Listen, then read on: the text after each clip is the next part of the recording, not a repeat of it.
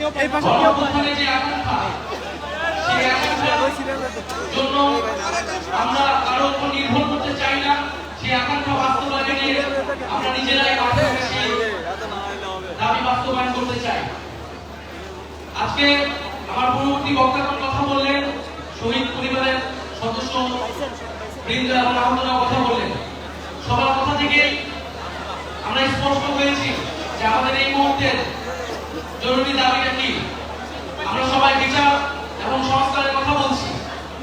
5ই August পরবর্তী এই নতুন বাংলাদেশে এই সরকার গঠিত হয়েছে এবং যারা এই রাজনীতি করতে চাচ্ছে সামনে, তাদের সকলের ন্যায্যতা হচ্ছে এই শহীদ পরিবার এবং এই আহত যোদ্ধা বৃন্দ। ফলে তাদের মনের আকাঙ্ক্ষা কি সেটা আমাদের সকলকে বুঝতে হবে। আজকে দেশে শত মামলা হয়েছে, শহীদ পরিবারের সদস্যবৃন্দগণ মামলা করেছে, শেখ হাসিনা এবং আওয়ামী লীগের খুনিদেরকে আসামি করে মামলা করা হয়েছে। যদি এই বিচার ছাড়াই আরেকটি সরকার চলে আসে, তাহলে কি নিশ্চয়তা আছে যে আওয়ামী লীগকে আবার পুনর্বাসিত করা হবে না এই বাংলাদেশে? ফলে অবশ্যই বাংলাদেশের রাজনৈতিক দলগুলোকে, সরকারকে পরিষ্কার করতে হবে আওয়ামী লীগের ফয়সালা কি হবে। আমরা মনে করি 5ই আগস্ট বাংলাদেশের জনগণ আওয়ামী লীগের বিরুদ্ধে রায় দিয়ে দিয়েছে। বাংলাদেশে আর আওয়ামী লীগের রাজনীতি, এই ফ্যাসিস্ট রাজনীতির আর কোনো জায়গা হবে না, হবে না, হবে না। ফলে আমরা বলবো যে আমাদেরকে বলা হচ্ছে যে আমরা কি নির্বাচন পিছনের রাজনীতি করছি।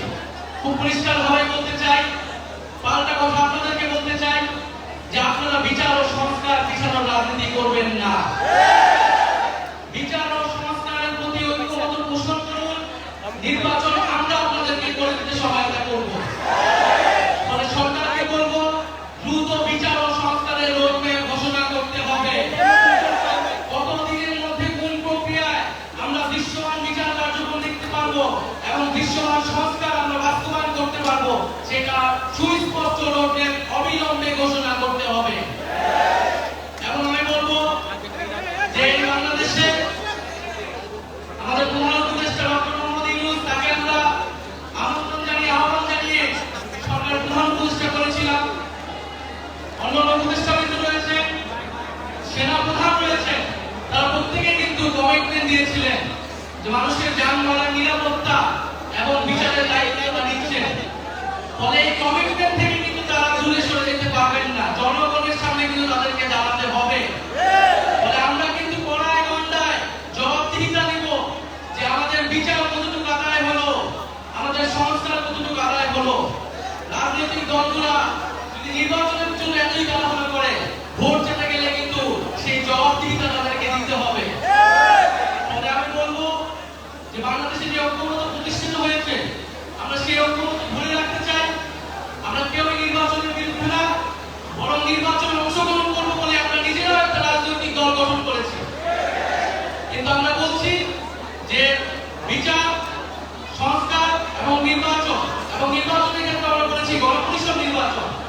কারণ এই জুলাই গণঅভ্যুত্থানের মধ্যে দিয়ে এই সংবিধান, এই জাতির সংবিধান অকার্যকর হয়েছে, ব্যর্থ প্রমাণিত হয়েছে। জুলাই গণঅভ্যুত্থানকে সাংবিধানিক স্বীকৃতি দিয়ে একটি নতুন একটি সংবিধান এই জাতিকে আমরা উপহার দিয়ে দেবো ইনশাআল্লাহ। আজকে আমি কথা বলছি না, আমি রাজপথে এসেছি আপনাদের কথা শোনার জন্য, আপনাদের দাবিগুলো আমরা করার জন্য। আমাদের দেখা হবে, গঠন হবে, আর আমরা সবাই যার যার জায়গা থেকে আইন শৃঙ্খলা, আমরা কেউ নিজেরা আইন কানুন করার কোনো ধরনের ভোগ তৈরি, যে রাজনীতি, যে অপচেষ্টা চালানো হচ্ছে, বাংলাদেশকে, আমাদের ধর্ম ইসলামকে নেতিবাচকভাবে উপস্থাপনের চেষ্টা, ষড়যন্ত্র অনেক গ্রুপ করছে। আমরা সেগুলো প্রতিহত করবো এবং আমরা সম্মিলিতভাবে আমাদের এই দাবি, বিচার, সংস্কার এবং গণপরিষদ নির্বাচনের মাধ্যমে সংবিধান, সেটি আদায়ে খুব দ্রুতই আবার রাজপথে নামবো। লিলি হালাল বিউটি সোপ, বিএসটিআই কর্তৃক সনদপ্রাপ্ত দেশের প্রথম হালাল বিউটি সোপ। দীপ্তিময় উজ্জ্বল ত্বকের জন্য।